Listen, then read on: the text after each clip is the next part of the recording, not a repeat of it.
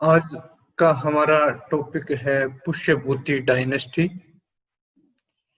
Pushyabhuti dynasty का उदय हिंदुस्तान के पटल के ऊपर कैसे हुआ, इससे पहले की परिस्थितियां क्या थी। हिंदुस्तान के अंदर गुप्त साम्राज्य का बहुत बड़ा बोलबाला था, लेकिन कुमारगुप्त के बाद उनकी व्यवस्था का पतन होना शुरू हो गया। छोटे छोटे रूलर सामंत अपने आप को स्वतंत्र घोषित करने लगे और उनकी गुप्तों की कमजोरियों का फायदा उठाते हुए हरियाणा के क्षेत्र में पुष्यभूति डायनेस्टी, जिसकी राजधानी जनपद कहें कुरुक्षेत्र था, जिसको श्रीकंठ जनपद कहा जाता है। हरियाणा में इस डायनेस्टी का उदय कैसे हुआ, इसके स्रोत सोर्सेज क्या क्या है, हर्षा ने कहां कहां पर अपना आधिपत्य स्थापित किया, उसके जो सोर्सेज हैं उनको हम देखते हुए उनकी कल्चरल, पॉलिटिकल, इकोनॉमी, पॉलिसी का अध्ययन करेंगे और विस्तार से इसकी चर्चा हम करते हैं। हर्षवर्धन वह शासक था जिसके पास तलवार एवं कलम के सर्वोपरि गुण थे। अर्थ है कि हर्ष में जितने बाहुबल था, शक्तिशाली थे, उतने ही वो विद्वान थे। उसके पॉलिसीज को देखते हुए, उनकी नीतियों का अध्ययन करते हुए हम अपनी यात्रा को आगे बढ़ाते हैं और उसके राजनीतिक, सांस्कृतिक, साहित्यिक गतिविधियों के बारे में पढ़ते हैं। इस उद्देश्य को हम कैसे प्राप्त करें, इसके लिए सबसे पहले हमें 6th सेंचुरी का भारत का मानचित्र का अध्ययन करना होगा। मानचित्र के द्वारा हमें उसके सामंत दूसरे जो राज्य हैं उनको देखना होगा, उससे उनके संबंध कैसे थे उनका अध्ययन करना होगा और उस वक्त के प्रासंगिक और दूसरे संबंधित जो चित्र हैं, शिलालेख हैं, सिक्के हैं, मोहरे हैं, उनका अध्ययन करते हैं। जैसा हमने बताया कि इसके अध्ययन के लिए हमारे पास कौन कौन से स्रोत हैं, तो स्रोतों को इतिहास में हम 3 भागों में बांटते हैं। नंबर 1 लिटरेरी सोर्स, जिसको साहित्यिक स्रोत कहते हैं। दूसरा है आर्कियोलॉजिकल सोर्सेज, जिसको हम पुरातात्विक स्रोत कहते हैं। और फॉरेन ट्रेवलर्स, जितने विदेशी यात्री आए थे जो धार्मिक थे, उन्होंने अपने यात्रा वृत्तांत में जो कुछ भी उन्होंने देखा उसको लिखा, वो हमारे पास बहुत ही ऑथेंटिक सोर्स है। तो हर्षवर्धन के लिए जो चाइनीज यात्री आए थे, हुन त्सांग, जिनकी CUQ चाइनीज भाषा की पुस्तक है जिसका अंग्रेजी अनुवाद हो चुका है, उसमें हर्षवर्धन तथा कन्नौज और स्थानेश्वर के बारे में बहुत अच्छा वृत्तांत हमें मिलता है, उसका अध्ययन करेंगे। लिटरेरी सोर्स में हमारे पास हर्ष के राज्य कवि बाणभट्ट जी का हर्ष चरित्र मिलता है। इसको 8 खंडों में विभाजित किया गया है। 8 उच्छाव कहते हैं या अध्याय कह सकते हैं आप, उनमें बांटा गया है। तो बहुत ही सुंदर इन्होंने हर्ष का, उनकी लड़ाइयों का बेखूबी वर्णन किया गया है। दूसरी उनकी पुस्तक है कादम्बरी। इसके साथ साथ बाणभट्ट के अलावा हर्षवर्धन के द्वारा लिखे हुए 3 नाटक भी हमें मिलते हैं, रत्नावली, नागदंतम, प्रियदर्शी। यहाँ कुछ विरोधाभास इतिहासकारों में देखने को मिलता है। कुछ इतिहासकार कहते हैं कि ये हर्ष के लिखे हुए नहीं हैं, उनके किसी परिचित के, जो उनके सानिध्य में एक कवि थे, उनके द्वारा लिखे गए, उसने इनाम पाकर उस हर्षवर्धन का नाम दे दिया।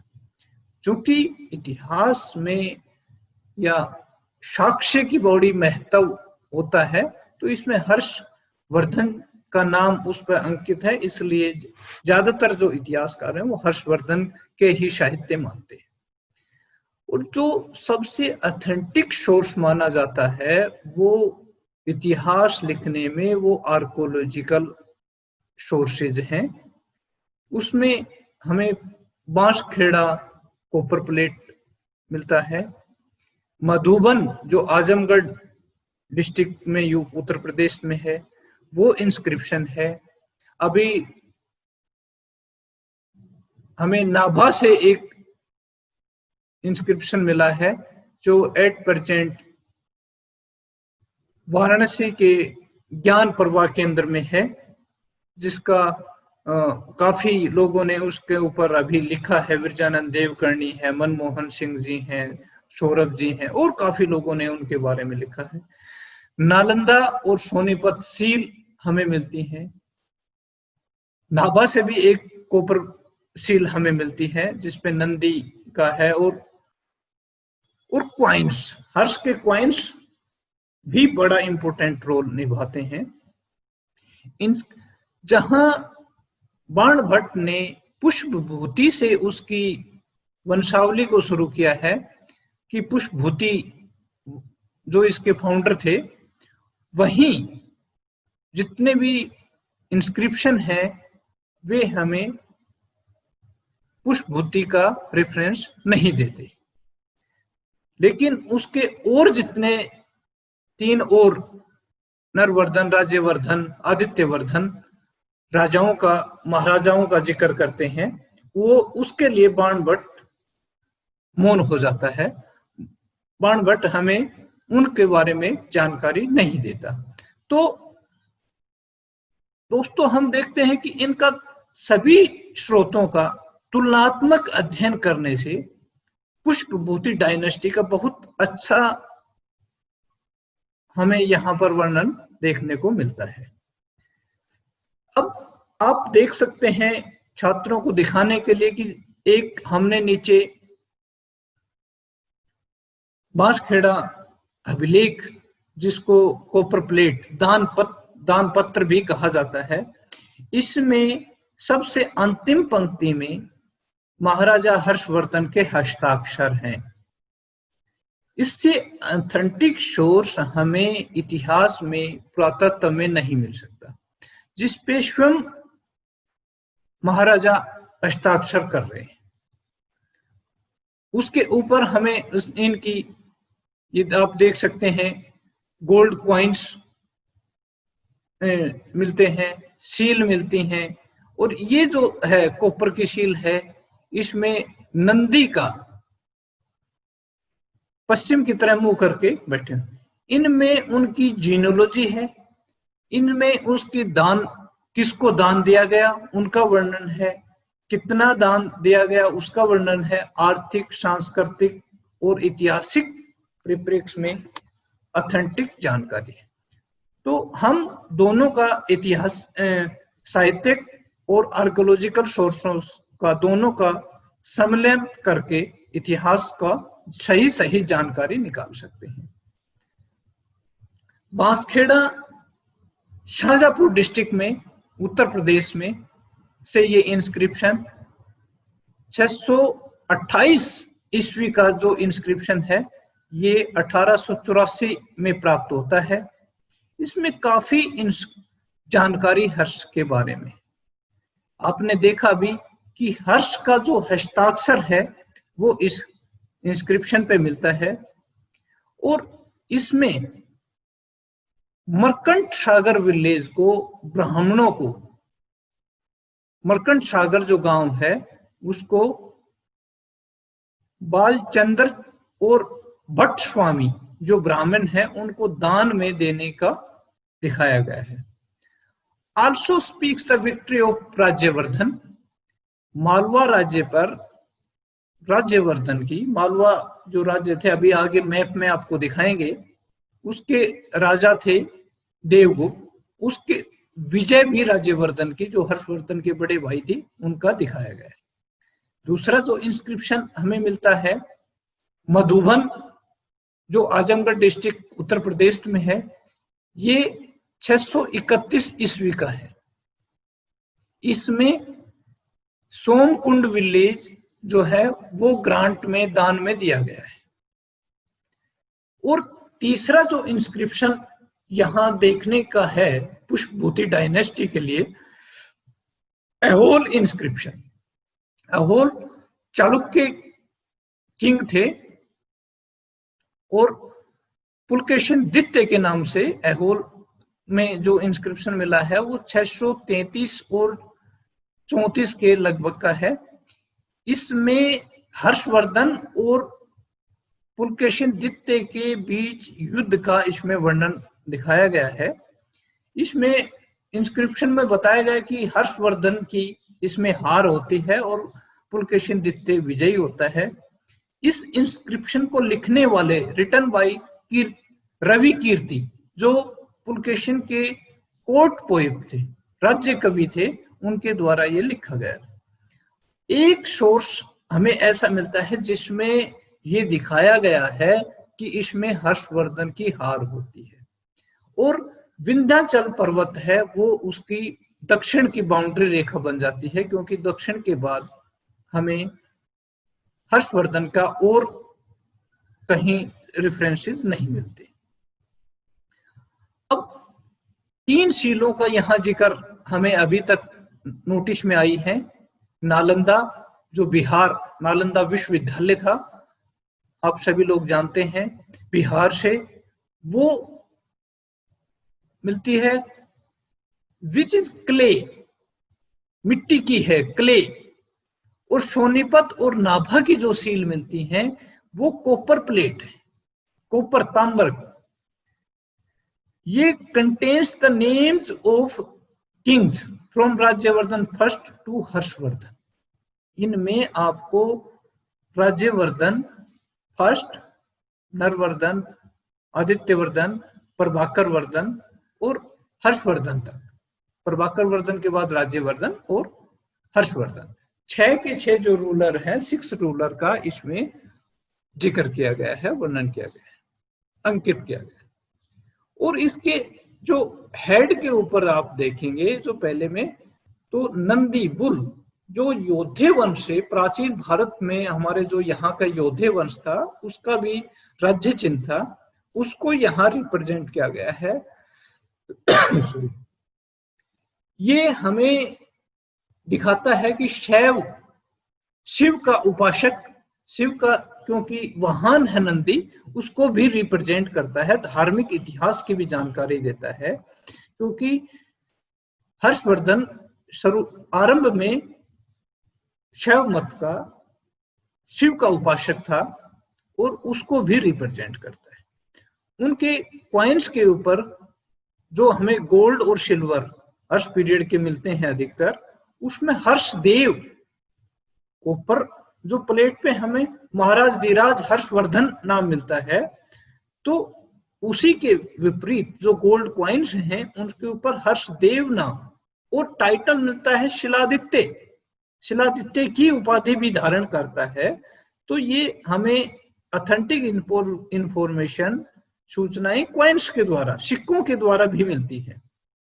और horse rider also depicted here first time, coins में, हर्ष के क्वाइंस में घुड़सवार पहली बार, यहाँ पर घोड़ों का वर्णन पहली बार सिक्कों पे दिखाया गया।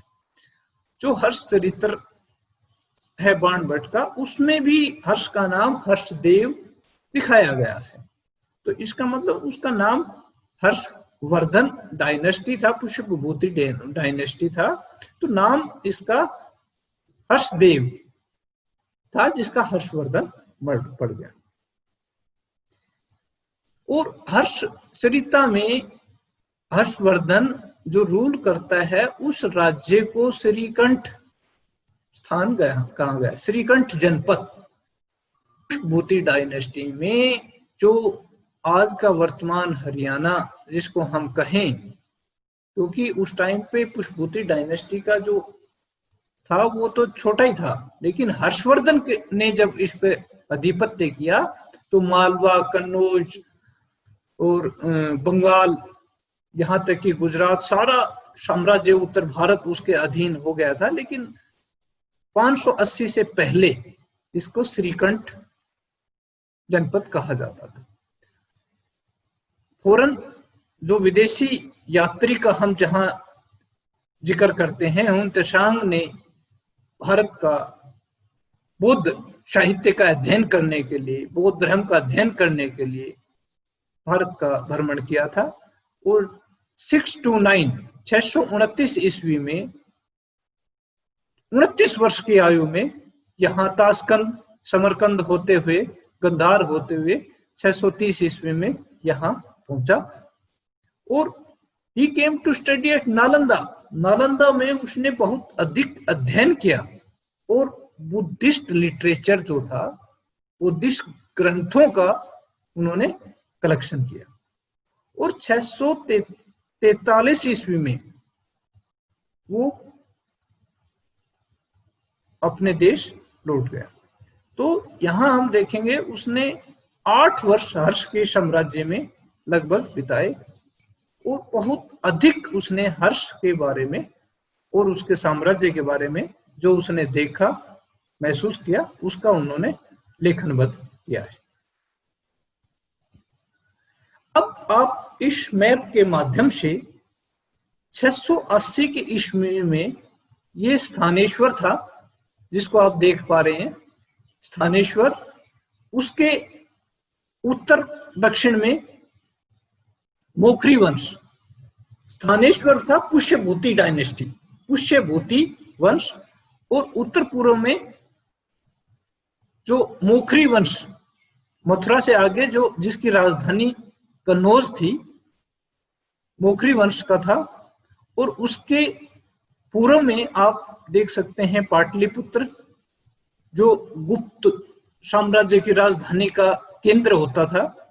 और आसाम के जो पीरियड को कामरूप जिसका शासन था वो था। नीचे आप मालवा देखते हैं, गुजरात को बल भी मैत्रिक का राज्य है।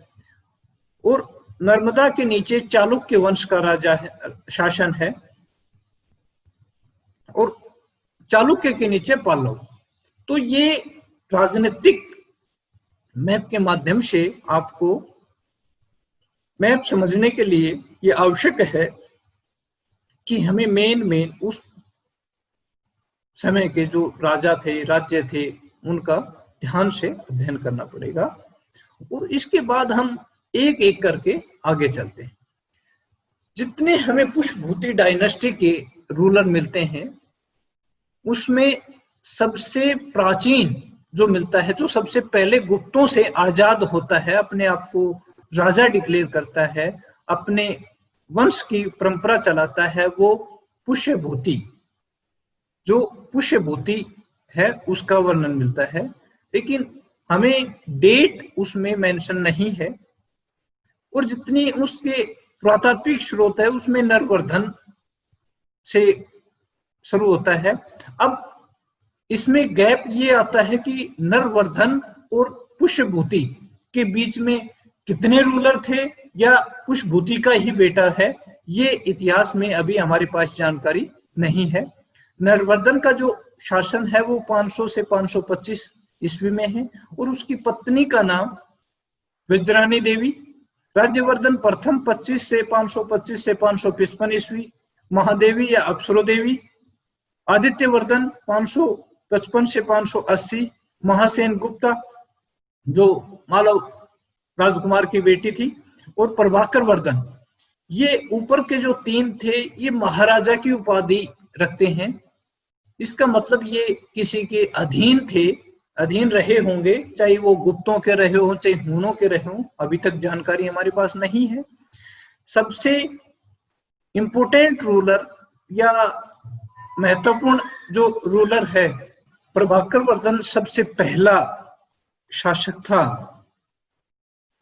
जिन्होंने अपने आप को इंडिपेंडेंट रूलर ही स्थापित नहीं किया, महाराज धीराज की उपाधि धारण करी और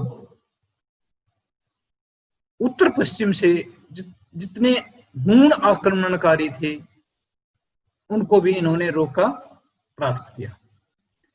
उसके बाद आप देखते हैं 605 ईस्वी में के बाद राज्यवर्धन द्वितीय, उसका शासन छोटा ही रहता है, 1 साल का।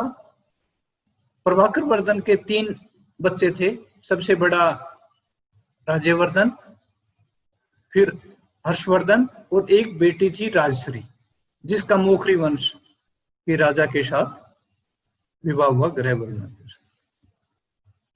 पुष्पभूति शासक, वंश के शासक आपको अभी हमने बताया, नरवर्धन, राज्यवर्धन, आदित्यवर्धन, प्रभाकर वर्धन, राज्यवर्धन द्वितीय, हर्षवर्धन। 6 ज्ञात शासक हमें मिलते हैं, लेकिन बाणभट्ट के ने पुष्पभूति के उत्तराधिकारियों का वर्णन नहीं किया, केवल पुष्पभूति का किया और वो मौन हो जाता है। इनकी राजधानी हमने बताया थानेश्वर थी। नरवर्धन पुष्पभूतियों के और हूणों के आक्रमण से उत्पन्न अराजकता की स्थिति का लाभ उठाकर एक छोटे से राज्य की स्थापना करता है, जिसको श्रीकंठ जनपद कहलाते हैं। बाणभट्ट ने पुष्पभूति के लिए केवल राजा उपाधि का प्रयोग किया है।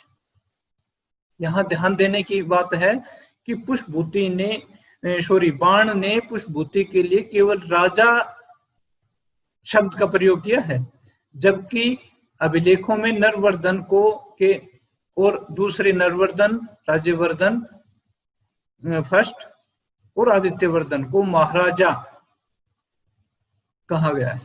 नरवर्धन सूर्य का उपासक था, उसका कार्यकाल 505 से 525 ईस्वी तक। राज्यवर्धन प्रथम, इनका कार्यकाल 525 से 550, 55, लगभग कहीं जगह 55 और कहीं जगह 50 मिलता है। राज्यवर्धन की पत्नी का नाम हमें अप्सरो देवी मिलता है। आदित्यवर्धन जो राजा है, ये राज्यवर्धन प्रथम का पुत्र है। इसकी उपाधि भी हमें महाराजा की मिलती है। वो परमादित्य भक्त कहा गया है, शिव का उपासक कहा गया है। इसकी शादी 565 ईस्वी में मालवा के प्रवर्ती गुप्त वंशी शासक दामोदर गुप्त की पुत्री महासेन गुप्ता से हुई थी। महासेन गुप्त, इसके पश्चात इसका जो पुत्र है पराक्रमी प्रभाकर वर्धन का शासक आता है, जो सब इसको फाउंडर, ओरिजिनल फाउंडर भी कहा जाता है। प्रभाकर वर्धन 580 ईस्वी में राजा बना। इसका पैतृक राज्य उत्तर में पंजाब से लेकर दक्षिण में मरु प्रदेश तक, पूर्व में यमुना नदी इसकी सीमा बनाती थी और पश्चिम में फिर मरु प्रदेश। दूसरे शब्दों में यह आधुनिक हरियाणा का लगभग आज वाला क्षेत्र था। प्रभाकर वर्धन भी सूर्य का उपासक था।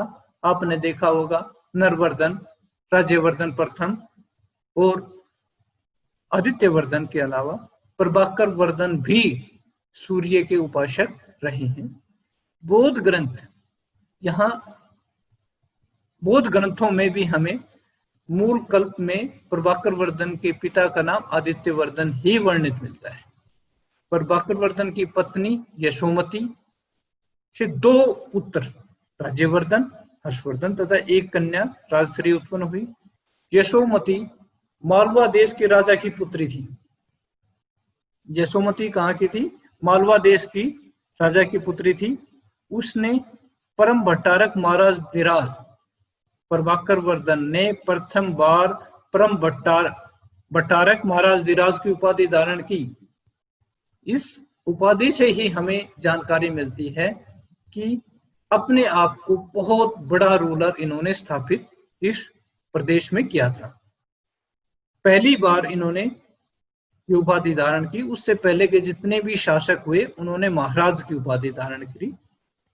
प्रभाकर वर्धन ने ही हूण शासकों को पराजित कर लाट, मालव, सिंध और गंधार राज्यों को पर विजय प्राप्त की थी। प्रथम बार हमें यहां जानकारी मिलती है कि प्रभाकर वर्धन ने लाट, मालव, सिंध और गंधार राज्यों पर विजय प्राप्त की। जब प्रभाकर वर्धन हूणों से जूझ रहा था, उसने अपने पुत्र राज्यवर्धन को हूणों से आक्रमण के लिए भेजा था। तो उसी वक्त प्रभाकर वर्धन की बीमारी के वजह से मृत्यु हो जाती है। जब ये सूचना राज्यवर्धन के पास पहुंचती है तो वो राज्यवर्धन का यहाँ जन्म का जो हमें पता चलता है 586 ईस्वी में हुआ। जिस समय उसकी आयु 6 वर्ष थी तो यशोमती के भाई मालवा के राजकुमार शिलादित्य ने अपने 8 वर्षीय पुत्र भंडी को राज्यवर्धन व हर्ष के अनुचर के रूप में भेज दिया। आपको जब मंत्री परिषद के बारे में देखेंगे तो भंडी इनका बहुत ही वफादार मंत्री होता है और लास्ट तक, क्योंकि उसके कजन ब्रदर हैं, मामा के बेटा है भंडी, उसका हमें ताम्रपत्रों से भी जानकारी मिलती है, वो उसका मंत्री होता है। प्रभाकर वर्धन ने मालवराज, यहाँ दूसरा हमें एक रेफरेंस मिलता है कि महासेन गुप्त के जो 2 और पुत्र थे, कुमार गुप्त और माधव गुप्त, जो कुमार गुप्त से छोटा था, वो भी राज्यवर्धन व हर्ष का अनुचर नियुक्त किए जाते हैं। हर्ष चरित्र के अनुसार 605 ईस्वी में प्रभाकर वर्धन के देहांत पर रानी यशोमती राजा की चिता में स्वयं को समर्पित कर देती है। इस प्रकार हम देखते हैं कि समाज में सती प्रथा का प्रचलन भी उस वक्त था। 605 में प्रभाकर वर्धन की मृत्यु के उपरांत उसकी चिता पर रानी यशोमती का जाना हमें उस वक्त के समाज की प्रतिबिंब दिखाई देता है। सती प्रथा का प्रचलन था। प्रभाकर वर्धन की मृत्यु के पश्चात राज्यवर्धन का विधिवत राज्याभिषेक हुआ, जो उस वक्त हूणों से युद्ध के लिए प्रस्थान किया हुआ था। राज्यवर्धन द्वितीय, ध्यान करना दोस्तों, राज्यवर्धन प्रथम महाराज है, ये प्रभाकर वर्धन के बेटे हैं, इसलिए इनका नाम राज्यवर्धन द्वितीय, सेकंड। इनका 605 ईस्वी से 606 ईस्वी तक केवल 1 वर्ष का ही शासन रहता है। 606 ईस्वी में, अभी आपको बीच में मैं एक और जानकारी देना चाहता हूं, 604 ईस्वी में हर्षवर्धन की बहन का विवाह मोखरी वंश के राजा के साथ हो जाता है। उसी के उपरांत जो मालवा के राजा और गोलराज शशांक बंगाल के शासक दोनों मिलके उस कन्नौज के राजा का वध कर देते हैं, उसका वध कर देते हैं, धोखे से वध कर देते हैं। तो हर्षवर्धन, जिसका जन्म 580 ईस्वी में हुआ था, राज्यवर्धन की कन्नौज में हत्या के बाद जब उसके बहनोई का वध कर दिया जाता है तो राज्यवर्धन भी अपने बहनोई का बदला लेने के लिए वहां जाता है, लेकिन बंगाल और मालवा के दोनों शासक मिलकर उसका धोखे से वध कर देते हैं। उसके उपरांत हर्षवर्धन को थानेश्वर का शासक बनाया जाता है। हर्षवर्धन के सामने 2 चुनौतियां थी, अपने भाई का बदला लेना और खोई हुई प्रतिष्ठा को वापस लाना। उसकी बहन राजश्री को, जिनको मालवा के शासक और बंगाल के शासक ने कैद में कर लिया था, उसको छुड़ाना था और कन्नौज के जो प्रतिष्ठा थी उसको वापस लाना था। 606 में थानेसर का राज्य संभालने के बाद यहां आपको जानकारी में बताते हैं कि हर्षवर्धन की पत्नी का नाम हमें दुर्गावती तथा उनके पुत्रों का नाम भाग्यवर्धन व कल्याणवर्धन मिलते हैं। जो अधिकतर जो दूसरे स्रोत हैं वे इसमें मौन रहते हैं। हर्षचरित्र के अनुसार राजश्री का जन्म 592 ईस्वी और विवाह 604। आप ये जानकर हैरानी होगी कि 12 वर्ष की अल्पायु में ही उसका कन्नौज के मोखरी वंश के ग्रहवर्मा से विवाह। तो यहां समाज की हमें दूसरी जो बुराई कहें, बाल विवाह आप कैसे कहेंगे? जन्म 592 ईस्वी में, विवाह 604 ईस्वी में मोखरी वंश के ग्रहवर्मा से होता है, तो केवल 12 वर्ष की छोटी सी अल्पायु में राजश्री का विवाह कर दिया गया। हर्ष ने मालवा के जो शासक थे, वैसे तो मालवा के शासक इनके रिश्तेदार थे, लेकिन राजनीति में कोई किसी के रिश्तेदार नहीं होता। देवगुप्त की हत्या करके, क्योंकि मालवा के शासक और बंगाल के शासक दोनों ने मिलके उसके बहनोई का और उसके भाई का वध किया था, तो हर्ष ने सबसे पहले कन्नौज को आजाद करवाना था, अपने भाई का बदला लेना था, अपनी खोई हुई प्रतिष्ठा को लेना था। तो उसने देवगुप्त की हत्या करके गोड नरेश बंगाल के शासक को कन्नौज से भगा दिया और हर्षवर्धन का कन्नौज पर अधिकार हो गया।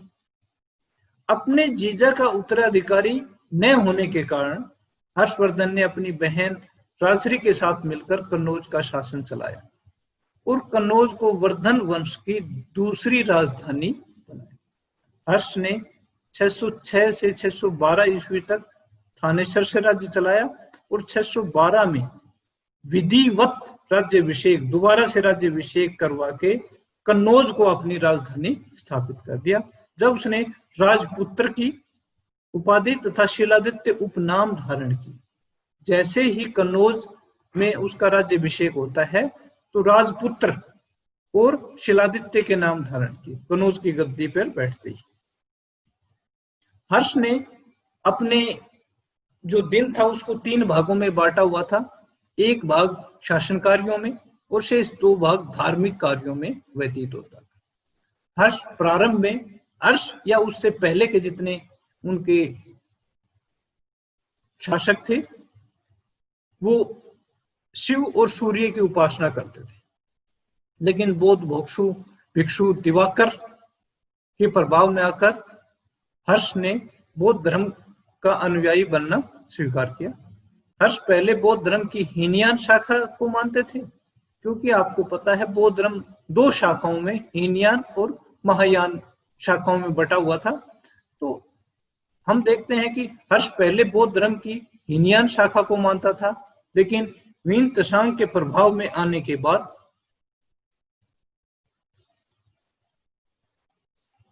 हर्ष महायान शाखा को मानने लगा। हर्ष के समय में नालंदा महाविहार महायान बौद्ध धर्म की शिक्षा का बहुत बड़ा केंद्र था। वहां मैथमेटिक्स, धार्मिक, फिलोसफी, दर्शन शास्त्र,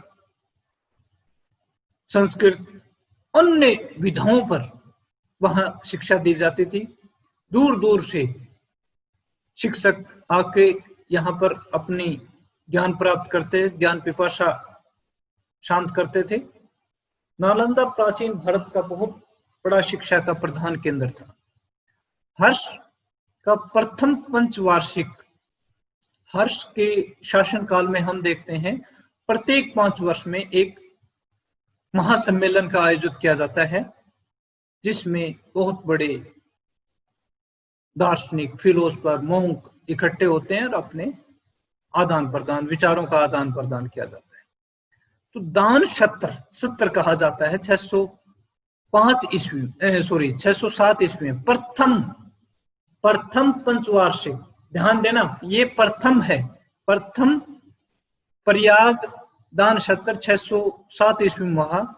चीनी साक्ष्यों के अनुसार हर्ष के भीषण संग्राम, जितने भी हमें उनकी लड़ाइयों का जिक्र है वो 618 से 627 ईस्वी तक अधिक मिलता है। बाणभट्ट की हर्ष से प्रथम मुलाकात, जो उसके राज्य कवि थे, उसकी प्रथम मुलाकात 620 में हुई। उससे पहले हर्ष से मुलाकात नहीं हुई थी।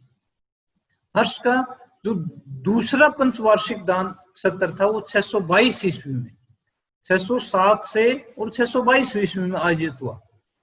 हर्ष ने फारस के शासक खुसरो द्वितीय के पास, जो ईरान के शासक थे, 625 ईस्वी में अपना राजदूत भी भेजा। हर्ष का जो तीसरा पंचवार्षिक प्रयाग दान सत्र 5 वर्ष बाद 627 ईस्वी में आयोजित हुआ था। खगोल अभिलेख जो अभी हमने बताया था, पुलकेशिन द्वितीय का संघर्ष 630 से 34 ईस्वी में हुआ। इसमें पुलकेशिन द्वितीय ने हर्ष को हराकर परमेश्वर की उपाधि धारण की। यह हमें देखने को मिलता है कि हर्ष ने कश्मीर के शासक से बुद्ध के दंतावशेष बलपूर्वक 636 ईस्वी में प्राप्त किए थे। हर्ष की मगध पर पूर्ण विजय 637 और 40 ईस्वी के लगभग दिखाई देती है। जो मगध, पाटलिपुत्र, गुप्त वंश की राजधानी होता था, उस पर हर्ष का पूर्ण अधिकार 637 से 40 ईस्वी में हमें दिखाई देता है। हर्ष का उड़ीसा के जो कलिंग विजय है वो 639 से 42 ईस्वी में होता है, जिसमें महाराज धीराज की उपाधि धारण। ध्यान देना कि कलिंग, उड़ीसा के ऊपर जो विजय होती है, उसके उपरांत हर्ष महाराज धीराज की उपाधि धारण करते हैं। हर्ष की एक पुत्री भी हमें दिखाई देती है यहाँ, जो मैत्रक नरेश ध्रुव भट्ट से विवाह 641 ईस्वी में हुआ। राजनीतिक विवाह है। जो मैत्रिक वंश है वो गुजरात बल्लभी के शासक थे, उसके साथ वो संधि करते हैं और अपनी पुत्री का, उससे प्रभावित होकर अपनी पुत्री का विवाह करते हैं। हर्ष ने चीन के सम्राट के पास 641 ईस्वी में अपने राजदूत भेजा था और 643 और 46 में 2 चीनी राजदूत हर्ष के दरबार में आते हैं। तो हमें इससे ये भी जानकारी मिलती है कि हर्ष का न केवल उत्तरी भारत में, जबकि विदेशों में भी, फारस में और चीन से भी उसके राजनीतिक अपने संबंध थे। आदान प्रदान, वो राजदूतों के आदान प्रदान करते थे। हुनसांग के अनुसार हर्ष वैश्य वर्ण से था। अपनी पुस्तक में हुनसांग ने हर्ष के लिए फी सी शब्द का प्रयोग किया, जिसका शाब्दिक अर्थ वैश्य है। हर्ष द्वारा पुलकेशिन युद्ध के बाद मगधराज की उपाधि धारण की। कन्नौज में धर्म परिषद का आयोजन जनवरी 643 ईस्वी में किया जाता है। गंजम उड़ीसा के विरुद्ध अंतिम सैन्य अभियान, दोस्तों अंतिम, 643 ईस्वी में हुआ। उसे थानेसर का अंग ही बना लिया, कन्नौज का अंग ही बना लिया।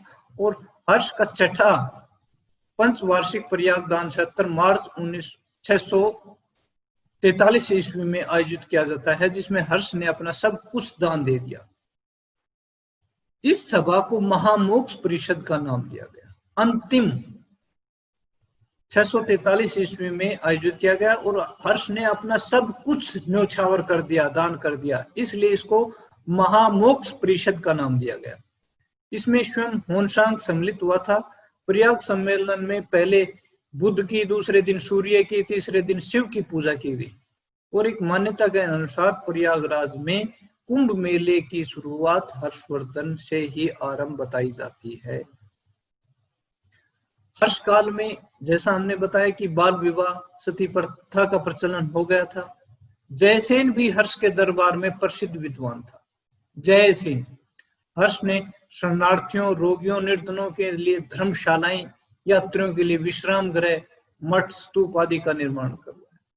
हर्ष ने बंधुआ मजदूरी को समाप्त करने का, दोस्तों बंधुआ मजदूरी का हमें यहाँ रेफरेंस मिलता है, समाप्त करने का प्रयास किया। हर्ष राज्य का स्वयं दौरा करके सूबेदारों तथा अन्य कर्मचारियों के कार्यों का निरीक्षण करता था।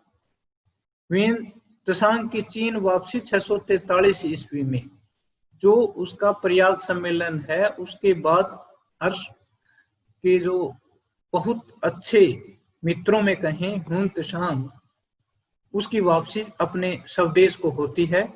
और हर्ष को भारत का अंतिम हिंदू सम्राट भी कुछ लोग इतिहासकार मानते हैं कि हर्ष भारत का अंतिम हिंदू सम्राट था। लेकिन हम देखते हैं न तो वह कट्टर हिंदू था और न ही सारे देश का शासक, क्योंकि उसके राज्य में बौद्ध धर्म, जैन धर्म, अन्य मतों के मुताबिक भी मान्यता रखते थे, मानते थे। हर्ष की मृत्यु हमें 647 ईस्वी में दिखाई देती है। उनके दोनों पुत्रों की हत्या उसके मंत्री अरुण वैश्वा द्वारा की गई। फलस्वरूप हर्ष का कोई भी उत्तराधिकारी नहीं था। हर्ष की जो मंत्री परिषद हमें जो उनके स्रोतों से मिलती है, मंत्री परिषद राजा को शासन संबंधी कार्यों में सलाह देती थी। हर्ष चरित्र में हमें हर्ष के कुछ मंत्रियों के नाम मिलते हैं। उसके मामा का पुत्र भंडी, जो मैंने बताया था कि पहले ही उनके अनुज बनकर रह रहे थे, उसके प्रधानमंत्री थे। सिंहनाद उसके सेनापति थे तथा विदेशी कार्यों का मंत्री अवंती था। स्कंदगुप्त हाथी सेना का, कुंतल घुड़सवार सेना के प्रधान थे। उन दिनों प्रांत को भुक्ति कहा जाता था। भुक्ति को आगे चलकर विषयों या जिलों में बांटा गया था। विषयों के अंतर्गत पाठक होते थे, आजकल की तहसीलों के समान थे। उपरिक्त जो प्रांत का मुख्य अधिकारी होता था, विषपति विष या जिले का मुख्य अधिकारी था। पाठकपति पाठक का मुख्य अधिकारी था। सर्वाधिक सब विभागों का निरीक्षण करता। पुष्पपाल राज के कागजात को सुरक्षित रखने वाला था। कर्णिक लेखक को कहा जाता था। कर्णिक पुलिस कर्मियों को चाट या भाट कहा गया है। दंडपाशिक तथा दंडिक पुलिस विभाग के अधिकारी होते थे। अश्व सेना के अधिकारियों को बृहदेश्वर, पैदल सेना के अधिकारियों को बलाधिकृत या महाबलाधिकृत कहा गया था। ग्रामिक ग्राम का मुख्य अधिकारी होता था। इस प्रकार हमें हर्ष की परिषद के अधिकारियों के बारे में जानकारी प्राप्त होती है। आय के साधन, भूमिकर हर्ष के साम्राज्य में आय के क्या साधन थे? कृषक की भूमिकर कृषक की आय का 1/6 छठा हिस्सा जो था वो आयकर लिया जाता था। भूमिकर जो छठा भाग था उसको 3 भागों में बांटा गया। नंबर 1 भाग विधि, हिरण्य विधि और बलि विधि से 3 प्रकार से आय को लिया जाता था। भाग विधि में भूमिकर अन्न के रूप में लिया जाता था कि जो उसका छठा हिस्सा था वो अन्न लिया, जो अन्न उगा रहा है तो उसका। हिरण्य विधि में भूमिकर नगद धनराशि के रूप में देकर लिया चुकाया जाता था। और बलि विधि में, बलि का मतलब आप सैक्रिफाई नहीं, यहाँ उपहार, बलि मीन्स उपहार देकर चुकाया जाता था। इसके अलावा चुंगी कर और बिक्री कर से भी राज्य की आय होती थी। हर्ष अपनी आय का चौथा भाग विद्वानों को दान देता था। हर्ष ने बाणभट्ट, मयूर, दिवाकर, हिंसांग आदि विद्वानों को संरक्षण प्राप्त किया था। हर्ष जयसेन की विद्वता से प्रभावित होकर उसे 80 नगरों की आय देने को उद्यत हो गया, किंतु त्यागी विद्वान ने लेने से मना कर दिया। हर्ष के काल में उच्च अधिकारियों को वेतन के रूप में जागीरें दी जाती थी। भूमि देने की जो सामंती प्रथा थी वो हिंदुस्तान में हर्ष के काल से ही आरंभ हुई थी। तो दोस्तों इस प्रकार ये हर्ष के जो साम्राज्य बाद में जो उसने 606 से 647 ईस्वी तक था उसका आप देख सकते हैं। इस प्रकार हम हर्ष के शासन का उसकी राजनीति का, उसकी विद्वता का, उसकी पॉलिसीज का हम यहाँ आप लोगों के साथ साझा किया। आशा है आप लोगों को ये वीडियो पसंद आई होगी। धन्यवाद।